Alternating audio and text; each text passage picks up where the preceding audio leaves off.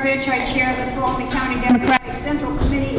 This election 2016 headquarters is a joint effort of the Central Committee and the Tuolumne County Democratic Club. Dominic Portia is president of the club, and he will be up here a little bit later. We are honored this afternoon to have Betty Yee with us. Betty is California's state controller and a firm believer in grassroots campaigning. This woman was at our headquarters 2 years ago when no one else would come, and she's the one who believes in getting out and meeting people, just like our girl Hillary.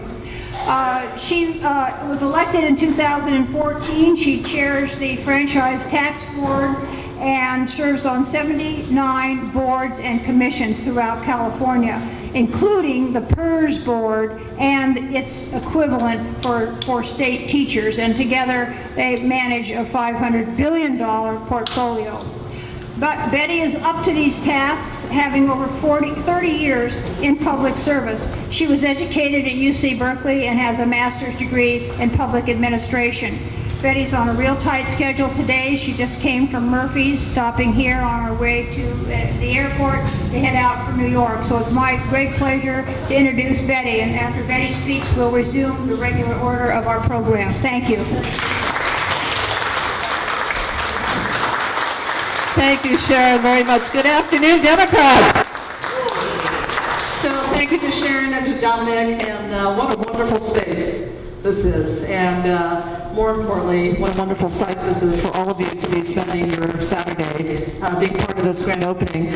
First of all, thank you for welcoming Stephen and I back to Tuolumne County. We are pleased to be here, and I was just saying to many of you, I really enjoy coming here, and I wish my work schedule would allow me more time here, and we're going to make a point to try to do that, because frankly, being here and speaking to each of you and talking about your concerns and your experiences with life here in Tuolumne County informs the work that I do as controller. And as Sharon mentioned, I am on the board of 79 board commissions, and it spans a whole range of policy areas, from tax policy to pension policy to environmental policy, and so all of this really is helpful when I can learn about obviously what's happening with your natural resources here and water issues in this part of the state. So I'm just very, very happy to be here. But we all joined here together to not only be sure that we work our hearts out to elect Secretary Hillary Clinton to be our next president, but also to support all of our local candidates as well, and our candidates for Congress. Now, I want to just say to all of you who are feeling like, okay, this is an election that is important, because we say this every election cycle, this is the election of our lifetime. Doesn't it feel like this is truly the election of our lifetime? Because there's so much at stake, and I don't have to go through the myriad of issues, but if we are not able to elect the right person, the most qualified person, to become our next president, we truly are turning back the clock with respect to all the progress that we've made in the areas of women's reproductive choice, in the areas of environmental protection. We're going to have to start, and I don't even know where we would start in terms of a conversation and the work that we have to do on immigration reform. And looking at just all of the things that we have just made so much progress on, and I have to say to President Barack Obama, even against all odds with a Republican-controlled Congress that had as its agenda from day one after he was elected to be sure that they would take him down at every turn, he has accomplished so much. And we are so grateful to him for what he's been able to do.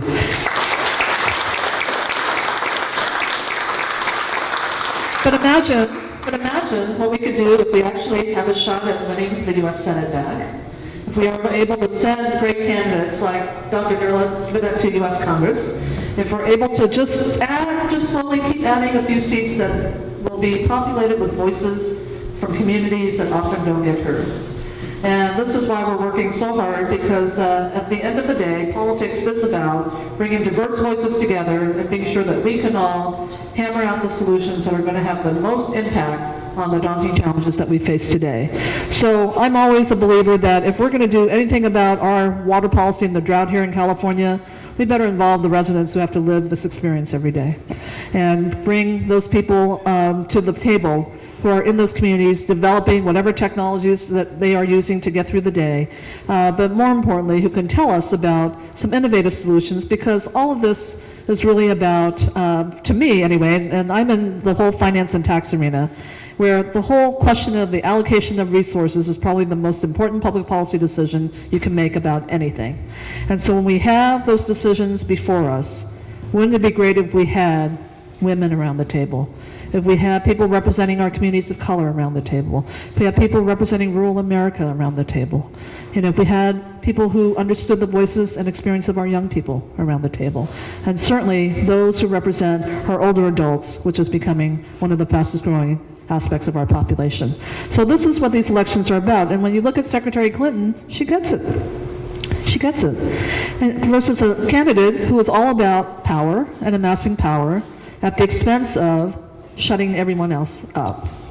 And he's doing a pretty good job, I think, because every day he continues to get traction. And this is where we have to stop this tide of where a person believes he can be president and be in a position of power and be viewed as someone as a leader from our global neighbors. And yet what we will see him do is essentially keep dividing communities against each other. And that is what has happened. You know, you hear it here. It's a lot of anger, a lot of frustration, frankly, a lot of, I had it with politics. And that's why the work that all of you are doing is so important. We can't take this election for granted. We can't be complacent. And more importantly, there are ways to really overturn all the money that is being dumped into these races. And frankly, there's too much money on both sides. I mean, I'll admit to that. But at the end of the day, and I just want to say that I truly believe this because all of you were a part of my victory. And I had a very, very close primary election, as some of you remember.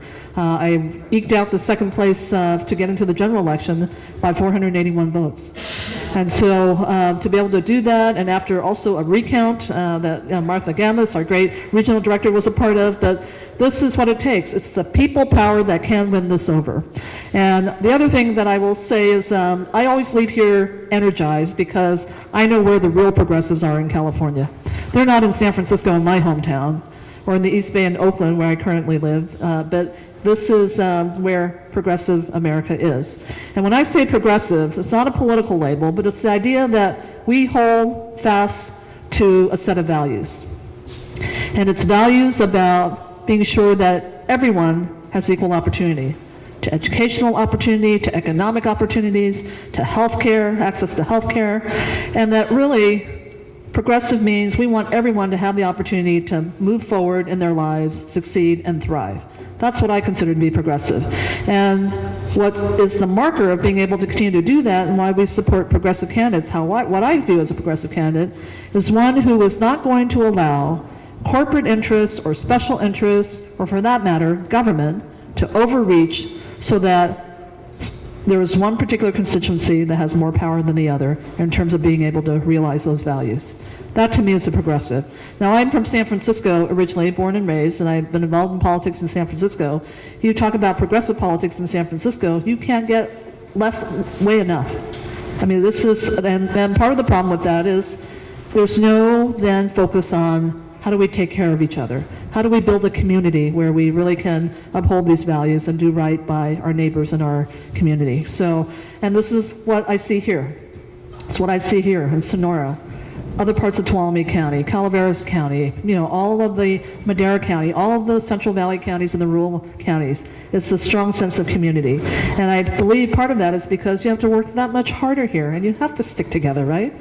But to also then have great candidates run for office, and we've got, you know, Robert running for the Assembly and Bob running for Congress. But all of this means that we keep building, we keep moving, we keep heightening the visibility of what it means to be a progressive, and that we are going to do right by every single Californian, every single American. So I want to just say thank you to all of you for the tremendous support you've given me to serve as California's CFO. Today, California sits as the 6th largest economy in the world. And by the way, it's not necessarily because California is doing it all alone. These are relative rankings, so because there were some other parts of the world were kind of screwed up, we're 6th. But also, what I look at in terms of work that I do every day is that yes, we have a strong economy, and we hope to continue to make it grow. We also know that there are many pockets of California that still have not recovering from the recession, and frankly, we're always depressed prior to the Great Recession. And so we still, unfortunately, are the home with the highest rate of poverty in our 50 states, and we have to do better. We cannot be a strong global force if we're leaving so many people behind in our own state. So that is the work that I want to continue to do. A couple things I want to highlight. This tax season that we just finished, it's the first year that we were able to offer the California Earned Tax Credit for our lowest income working families in California. 600,000 households we believe were eligible. Over half of them stepped up and claimed the credit. Even if you don't have a filing requirement, you can apply for that because you're working and you're not making enough to make ends meet. And so we had just about 300,000 households step forward and claim about $190 million in benefits. But the great part about this is that they also stepped up, because if they're eligible for the California credit, they probably are eligible for the federal earned income tax credit.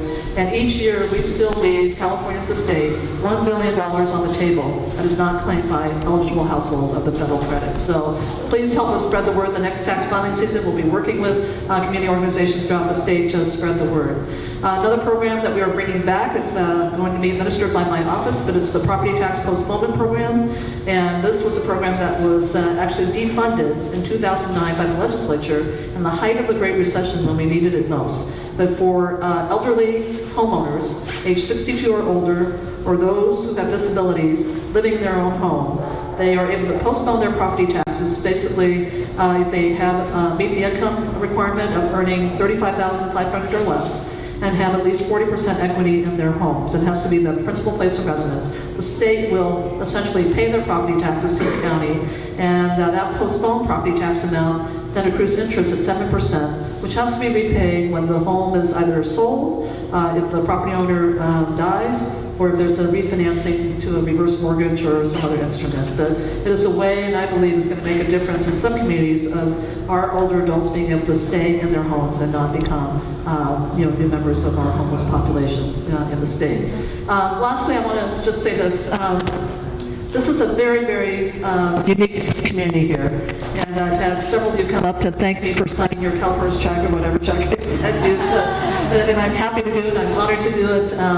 As Sharon said, I serve on 79 boards and commissions, and the boards on which I serve and don't really have my staff serve are the two public pension boards, CalPERS and CalSTRS. This is an important area of policy because we are under such attack by the pension reformers and by Republicans who believe that taxpayers are essentially subsidizing retirees, basically living high on the hog with their, really small pension benefits.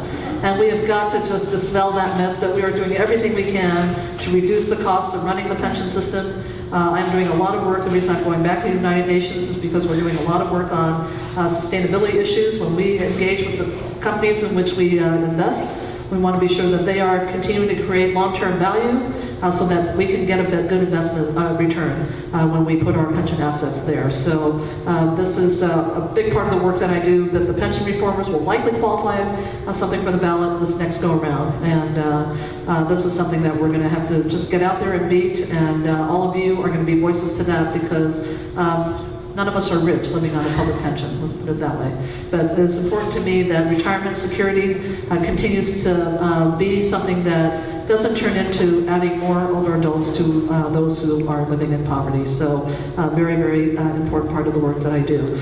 I want to also just say, there are days that are going to be dark and we feel discouraged about what's happening with this campaign.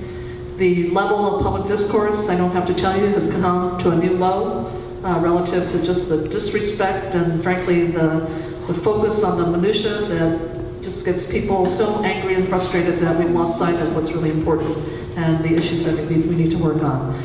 When we get Secretary Clinton elected, we must not disengage. This is work that will be about being sure that we hold her accountable, but more importantly, that we support her. Because when I go out now, and you hear it right here in Sonora and other parts of this county, people who are angry, people who are disengaged, people who support Donald Trump, and this includes many young people, this is very frightening, now have newfound permission because of the qualities of the Republican candidate to interact and disrespectful ways, to not have to be informed about issues before spouting off positions, to make it feel okay to talk poorly about your neighbors. And I don't know how we heal that except just to band together as communities like you are and support our next president and really not only hold her accountable but help her because we're going to need to really mend that and hope that we don't lose people in the process but bring them back into the fold. So we have a lot of work ahead of us, but I know here, most importantly, people will out-Trump money anytime, because it is the people power that speaks the loudest. And I just applaud all of you for being visible. You're on a main street. You are showing what it means to be a proud Democrat. And more importantly, we are going to show that we win these elections, that we're not leaving anyone behind. We want everyone to be part of this democratic process. And I am a true believer that our democracy is only as strong as the ability of every single one of us to participate fully in it. And so that is our charge between now and the election, but more importantly, it will be our charge after the election as we continue our work in being sure that the democratic values are upheld. So Sharon, thank you very much for the invitation. And I apologize I have to leave early, but I was happy we got here early to meet many of you. But keep up the great work, and this is not our last trip here. These communities, like I said, really are important to me. And we wish you much success, but more importantly, thank you to the candidates who are running here. Let's give them a hand, because this is...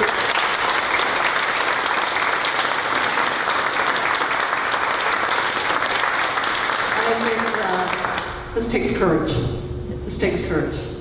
You know, it's challenging enough to put yourself out there and to really speak about yourself and to essentially expose your life to people. But doing it against the odds that are pushing back on us as Democrats is particularly hard this year. So let's be sure that we are supporting the entire ticket when we're out getting out the vote for this election cycle. Thank you all very much, and it is really a great honor to be back. Thank you.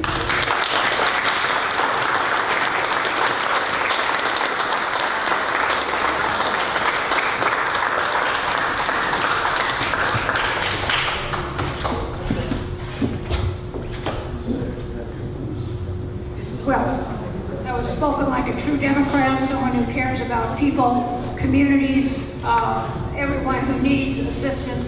Betty is a true Democrat and someone who we can hopefully follow her career as she serves the public. We couldn't have a better public servant than Betty. This headquarters has been open since August 25th and has been under the chairmanship of Barbara Farkas. She's worked with Debbie Barron to keep it staffed Tuesday through Friday, 11 to 5, and Saturday from noon to 5. So Barbara, would you, and if Debbie's here, please raise your hand, let us know where you are.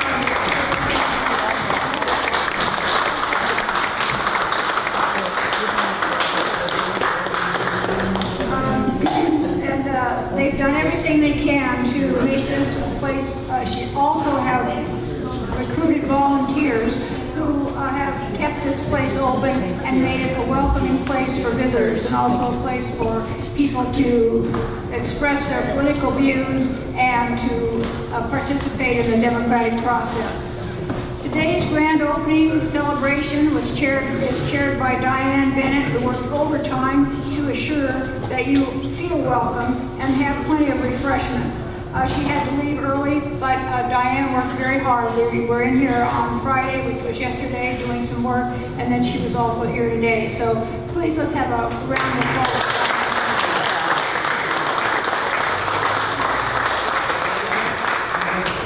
Later, we'll have a drawing for two raffle prizes. The first is half of the money that we collected from the sale of the tickets. And the second is a basket. It's not a basket of deplorables, I'm sorry to discourage you, but it is one that has a lot of our democratic material here that Barbara Farkas assembled.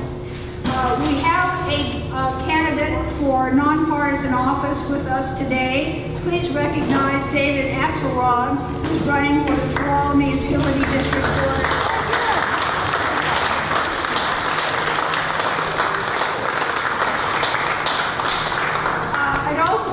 recognize Martha Gamez, who is Region 4 Director of the California Democratic Party, and made sure that Betty Yee got here today. Martha, would you stand up so we can all...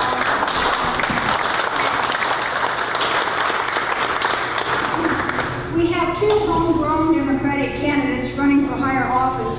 Dr. Bob Derlett is running for Congress.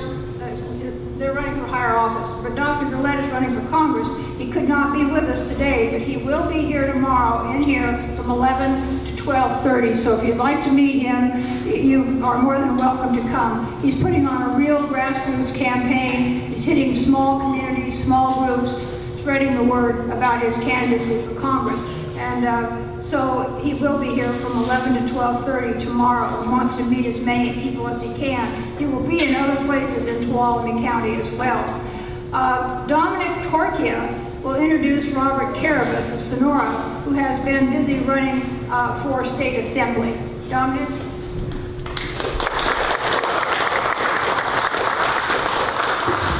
I'm going to say a couple things before, of course I'm going to say a couple things before I introduce Robert.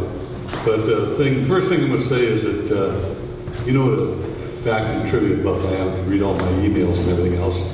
I like truth, and I like honesty, I like integrity, I like candidness, okay? If you don't like something, say something about it. Let's try and straighten it out.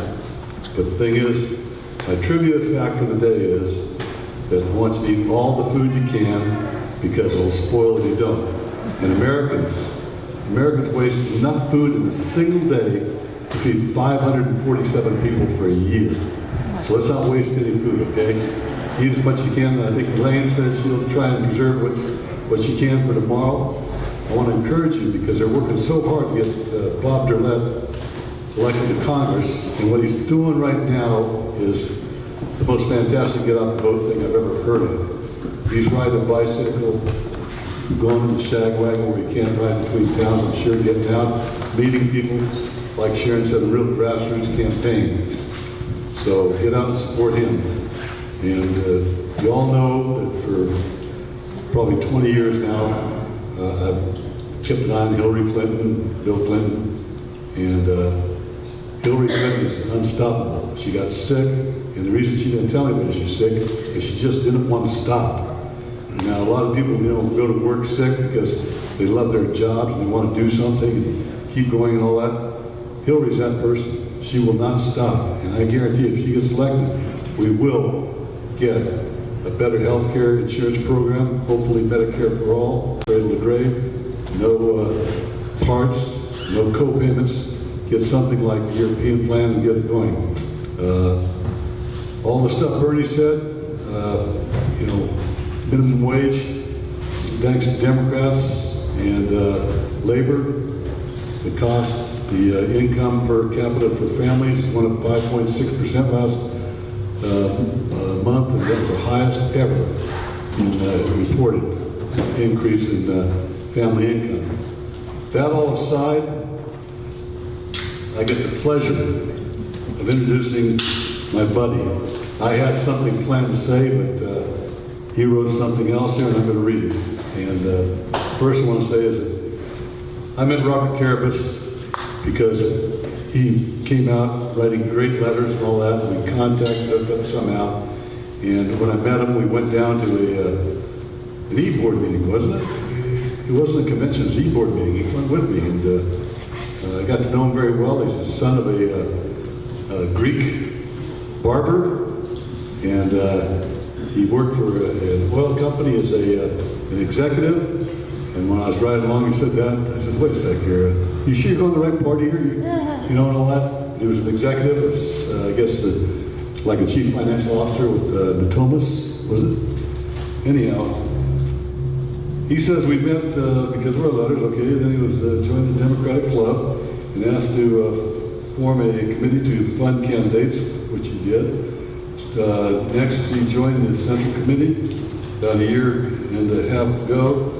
Bob Derlett announced to the Central Committee he was running for Congress. 15 minutes later, Robert said he's going to run for Assembly. And the thing is that it was a tough start for him. We had all this, I hate to say it, democratic, bureaucratic work we have to do. And we lost his nomination, his endorsement by one vote. It wasn't even one vote, it was a percentage point or something like that. And we lost. And he hung in there. And all of a sudden he gathered up enough money at $200 a person, maximum, to get a campaign statement. A statement letter, statement in their ballot, a ballot statement. He got it in there and he won the second prize. Now I don't know if we call that winning or losing, because he's going against a guy who spends more money in a day than Robert will spend his entire campaign. But the fact is, he's got sand, he's tough. He's going to make it, I think. Anyhow, I'd like to introduce Robert Carabas right here. Our next assembly member, John Wood.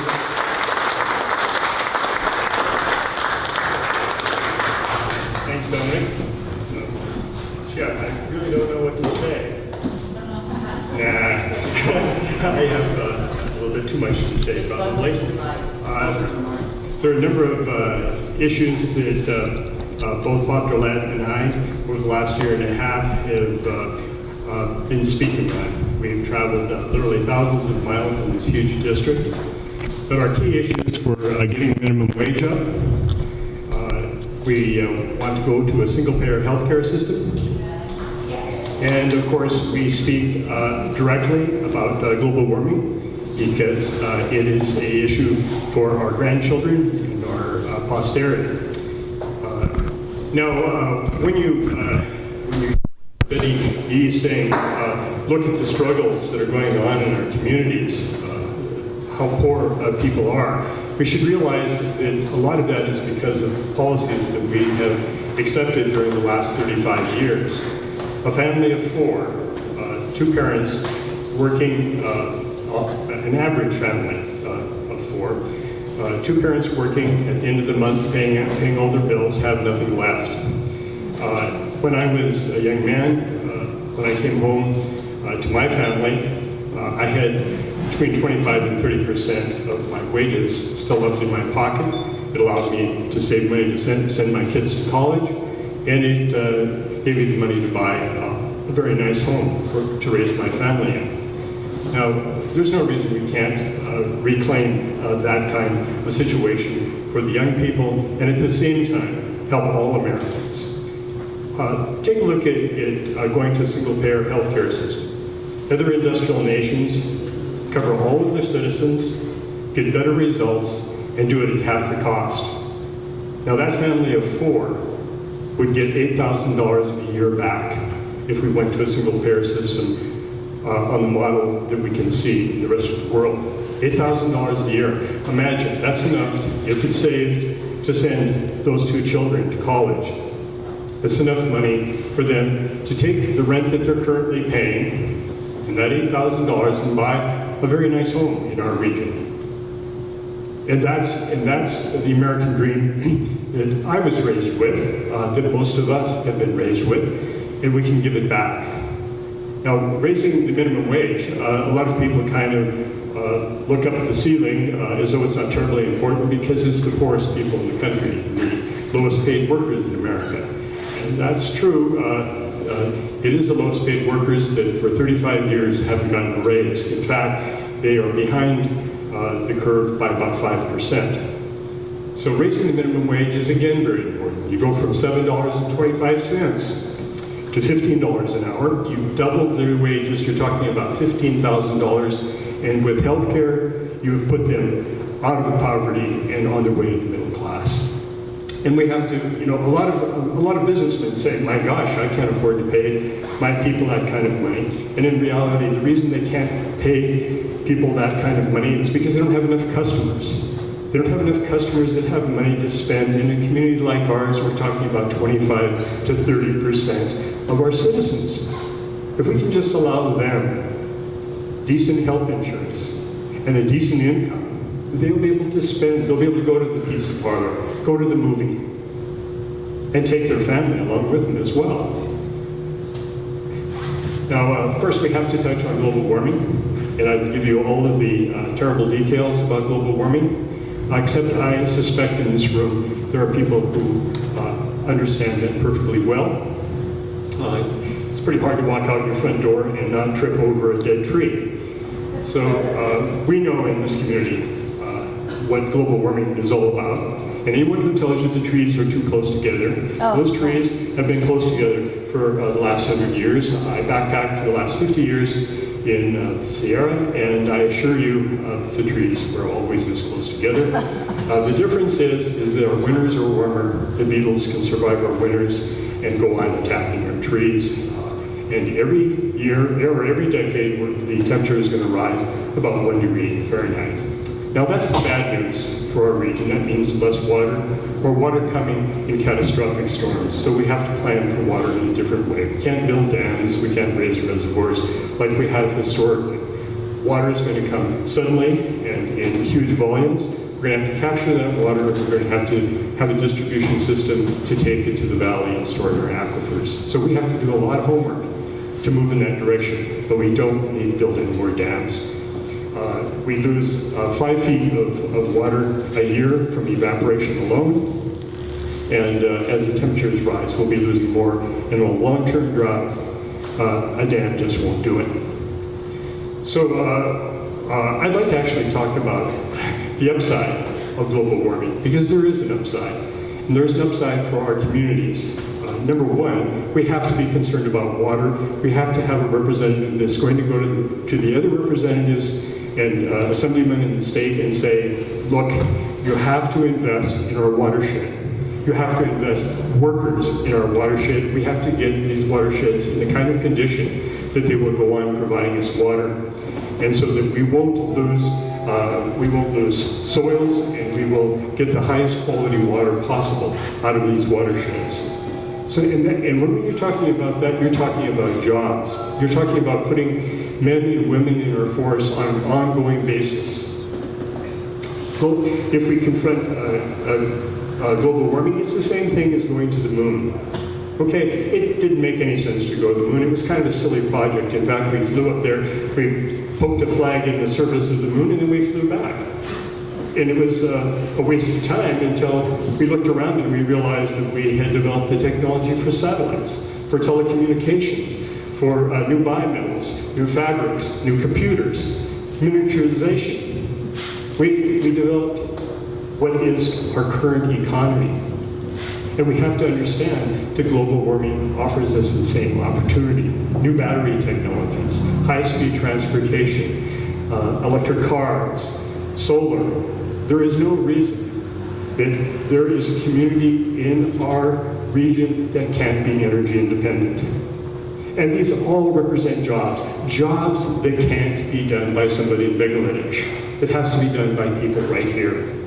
And it has to be maintained by people right here. We have a huge opportunity in confronting reality. We just need to have people who understand what reality is.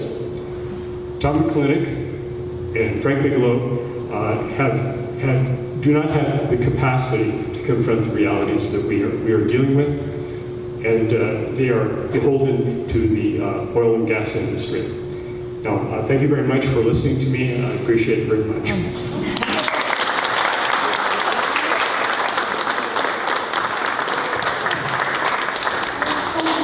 Democrat. We have two excellent Sonora residents to vote for higher office. One, of course, is Robert Carabas, who you've just heard from, and the other is Dr. Bob Durlett, who also lives in Sonora. So when you look at your ballot, please remember you've got two local Democrats to vote for higher office, and they're both very qualified. Another highlight of our program is going to be to draw the winning number of the raffle. We have two prizes, and I'd like Dominic to arrange for someone to draw a ticket that will be for the 50-50 drawing. So get your tickets out. Get your money out. Nice tickets. Can you still buy tickets? Yes, we buy tickets, yes. Why don't we buy more tickets, and we'll take a little break here and people can buy more tickets. Okay, I'd like to introduce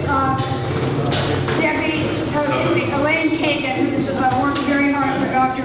Robert Durlett, and she has some things she'd like to talk to us about.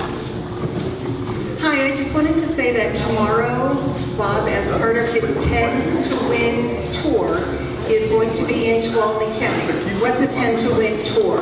Well, the district that Bob will be representing, starting in November, covers 10 counties. It's the size of the state of Massachusetts. It runs from above Truckee and Tahoe all the way down to below Kings Canyon. So he's spending a day in each county. So tomorrow we have him here.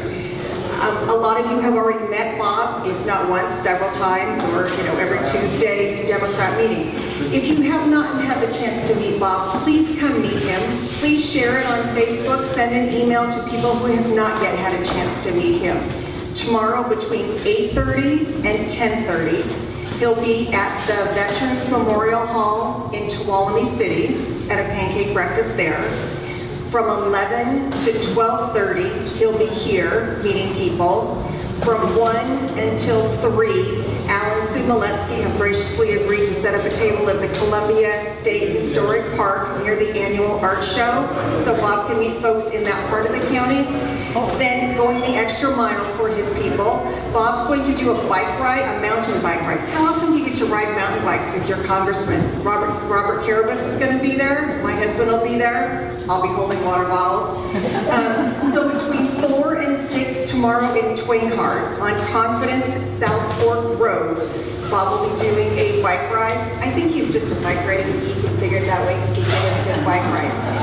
And then at 6 o'clock will be a pizza factory in Twain Harte. So if you have not had a chance to meet him, please come meet him. He's phenomenal, and we're really going to make a go of this. He's going to win. Thank you.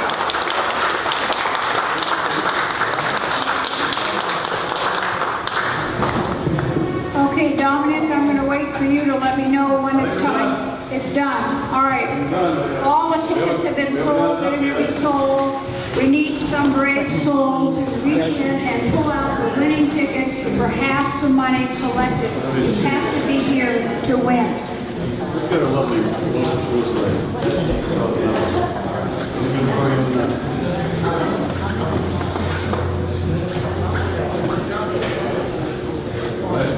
Okay. What do you want, the bag first, or do you want the money? No, you want the money? This is for the money. This drawing is for the money. And how much money is it? Where's your kid? There's so much you still can't. Yeah, we've got so much generosity. First of all, I forgot to thank everybody for coming out here. Hopefully you're still going to eat a lot of food. I'd like to say farewell to Diane Doddridge and Don Thomas. They're leaving within about another week, going up to Columbus to live, speaking of all places to live. They've been great Democrats. How about a round of applause for Diane and Don? Great Democrats.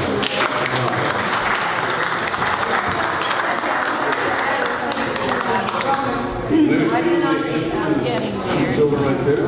I just wanted to add that I've already reading about this. There's going to be a vacancy. Oops, we're in the way.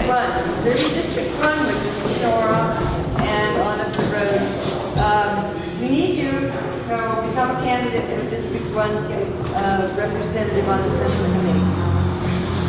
Thank you. You got that, District 1. It's a highly contested seat, so the coveted seat. What do we get, Kenny? 133. Is that half? No, that's all. Okay, so half of that's what? Half of that would be 61.50. That's what. All right, the winner of $61.50 is 651 2541. Who? Hey, all right. Hey, sir. Here, take something back in the jug. All right. Now, this is for a nice bag full of Democratic election memorabilia and stuff like that. A red bag over there. So the winner of that is 651 2550. 2550.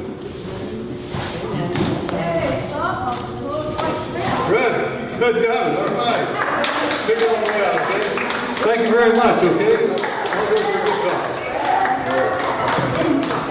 That prize that Fred won was put together by Barbara. There's some wine, there's some glasses in it, some political stuff, so we can celebrate victory on November 8th. This concludes our program for our grand opening celebration. Please feel free to continue to stay, chat, celebrate, purchase additional campaign material, and enjoy some of our food. We thank you for joining us today, and please don't forget to sign up to volunteer at headquarters. It's critical that Hillary Clinton is elected president. I'm not saying anything different than what Betty Yee said. We both agree on that, and I'm sure everyone in this room agrees. Not only would it set an ultimate benchmark for women, but the alternative is too awful to contemplate.